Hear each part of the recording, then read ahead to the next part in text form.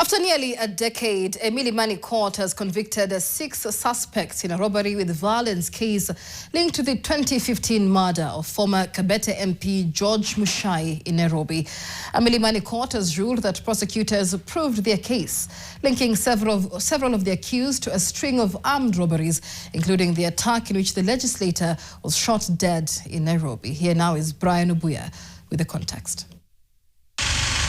After 10 years, 37 witnesses and several adjournments, a Nairobi court has handed down judgment in the robbery with violence cases linked to the brutal and macabre murders of former legislator George Muchai and his bodyguards.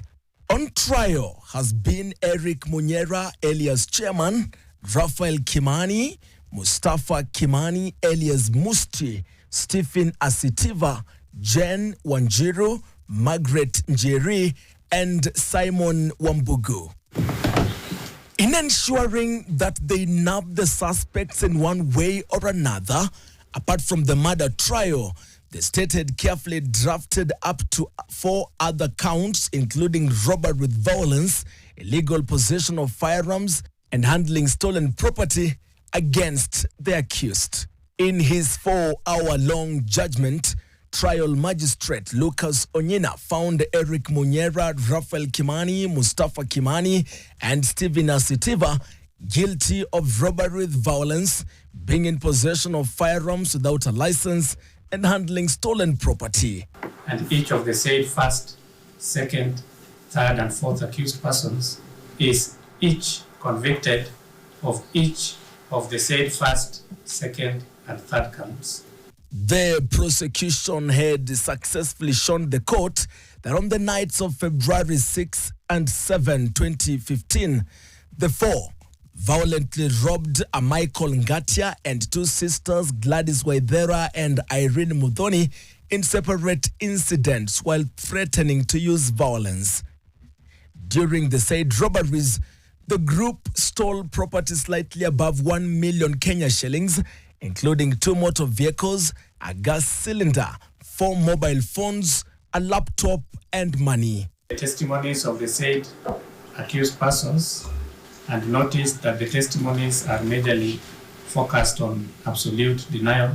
The court then turned its attention to Jen Wanjiru, Margaret Njeri, and Simon Wambugu. These 3 would have been lucky to walk free, especially because the High Court found they had no case to answer in the ongoing defense case in Muchai's murder trial.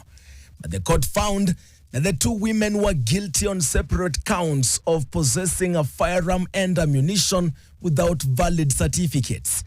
The court wondered that if they did not own the same, why did they sign the inventory books? There were 2 rounds of ammunition recovered and an inventory prepared and signed by those present, including the 5th accused person hearing. With that, 6 were down and 1 to go.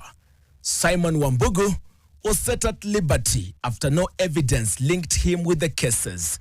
He was found with a stolen mobile phone, but the same was brought to him to put on charge by Jen Wanjiru and her boyfriend Raphael Mustafa. These convictions follow a lengthy trial in which the prosecution presented evidence from 37 witnesses linking the accused persons to the violent attacks in the lower court and the ultimate murder trial in the High Court. When it gets to Wednesday next week, the 18th of March, the court will sentence the new convicts. And for now, Simon Wambugu is spending the night outside of Grills and Steel of the Committee Prison for the first time in 11 years. Brian Obuya, NTV.